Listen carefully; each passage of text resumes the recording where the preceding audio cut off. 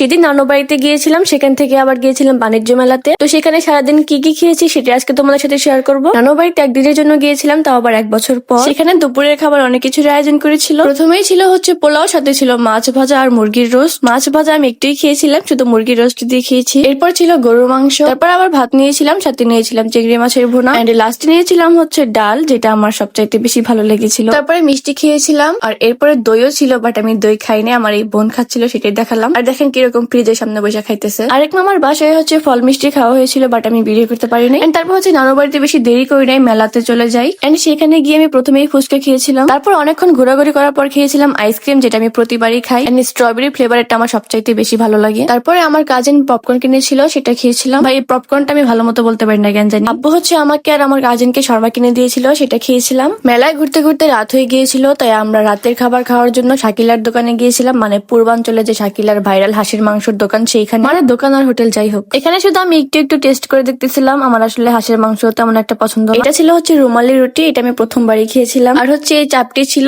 নাকি জানি বলে, এটাও খেয়েছিলাম। যেটা পছন্দ সেটা হলো এই চা, আমি এই চাটা খেয়েছিলাম অনেক মজা করে, অনেক মজা ছিল এটা। তারপর হচ্ছে আমার আম্মু বার্গার কিনেছিল, এটা গাড়িতে বসে খেয়েছিলাম। আজকের ভিডিও পর্যন্তই ছিল, সবাই ভালো থাকো, আল্লাহ হাফেজ।